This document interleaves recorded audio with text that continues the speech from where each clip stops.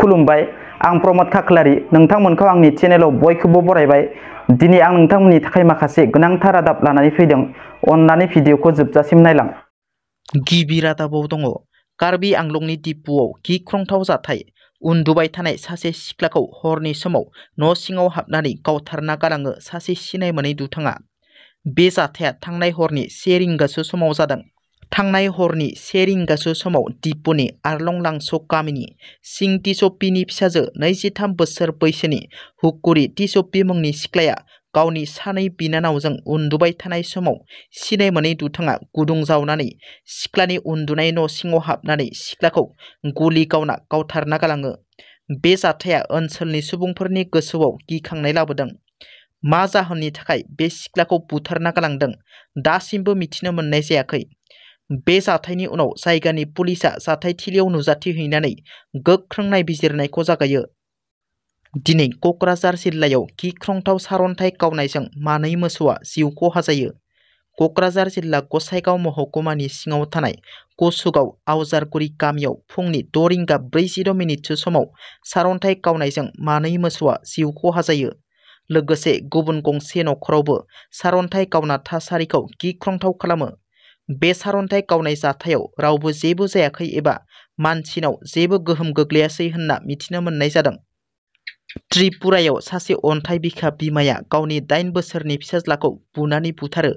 बे जाथाया त्रिपुरानि सोनाब जयनगराव जादों। अन्थाइ बिखा बिमानि मुंखौ सुप्रभा गवाल होनना मिथिनो मोननाय जादों।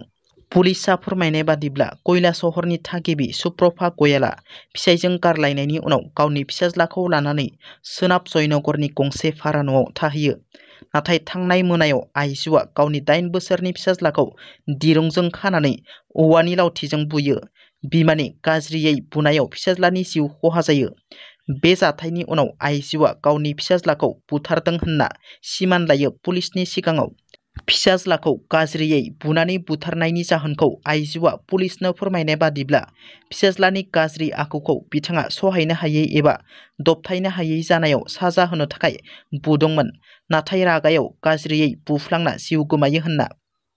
BPFनि सायाव बिटिआरनि EM राकेश ब्रह्मनि फिन बेरफ्रुसार बिबुंथि।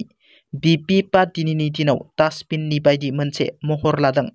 आं मैयाबो बुंदों BPFआ मोनसे डास्टबिननि दोलो। फैगौ समाव नायबाय था, जोंनि मुसलपुर ओनसोलावल' नङा दुलाराय बिटिआरआवनो BPFआ लाथिख' जानो थांगासिनो बिनि फोरमानजों मोनखाबाय होनना राकेश ब्रह्म बिथाङा बुंथियो। उत्तर प्रदेशआव गिख्रंथाव जाब्रबथाय जानानै 4 इउटिउबारनि जिउ खहा जायो। बे जाथाया उत्तर प्रदेशनि आमरहा जिल्लायाव जादों। गंनै गारिनि गेजेराव मोगा-मोगि सौग्रावलायनायाव बे जाथाया जायो। राउन्ड टू वर्ल्ड मुंनि इउटिउब चेनेलाव खामानि मावनाय 4 इउटिउबारनि जिउ खहा गिख्रंथाव लामा जाब्रबथायाव।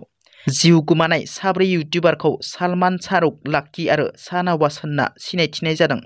मिथिनो मोननाय बादिब्ला बिसोर सा-8 गंसे मारुति सुजुकी एर्टिगा गारिजों बार्थडे पार्टी जानो थांना न' फारसे फैफिनबाय थानाय समाव महिन्द्र बलेर'जों मोगा-मोगि सौग्रावलायो। हासानपुर पुलिस थाना ओनसोलनि मानता ब्रिजनि साखाथियाव। बे जाथायाव गुबुन 4 सुबुंफोरा जखम जायो। दिनैनि रादाबा एसेनोसै। नोंथांमोना जुदि आंनि रादाबखौ खोनासंनानै मोजां मोनदोंब्ला अन्नानै लाइक, शेयार आरो साबस्क्राइब खालामनो दाबाव। लोगोसे बेल आइकनखौ थुनो दाबाव, जाहाथे आंनि गोदान भिडिअआ नोंथांमोननिसिम थाबैनो सहैनो हायो। गोजोन्थों। जय बर' हारिनि। हेल' लोगोफोर, दायो आं दंफैयो दाबसे जायगायाव। बेनो जाहैबाय गवालपारा जिल्ला दुधनयनि नियापुलि गामियाव। लोगोफोर, नोंथांमोना गोबाङानो मिथिया जानांगौ बियो मा बुस्थु। बियो जाहैबाय भेनिला बिन्स। बियो जों गामि खाथियावनो गार' गामि आरोना, बर' गामि नङा। स' आं बे भेनिला आबाद मावनायखौ मिथिनानै एबा खोनानानै नियापुलि गामिनि निखिलसन ममिन मुंनि गंसे न'खराव आङो बेरायफैदोंमोन। बेयावनो आं बे भिडिअखौ लानाय जादों। बिथांनि न'खराव थांनानै आं गोबां बाथ्रा मिथिनो मोन्दों बे भेनिला आबादनि बागै। बिथाङा आंनो फोरमायनाय बादिब्ला बिथाङा भेनिला आबाद मावनानै न'खर सालायनायाव एसेब्लाबो हेल्प जादों।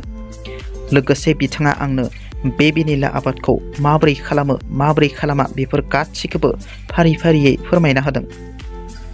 बेनो जाबाय भेनिलानि फिथाइ।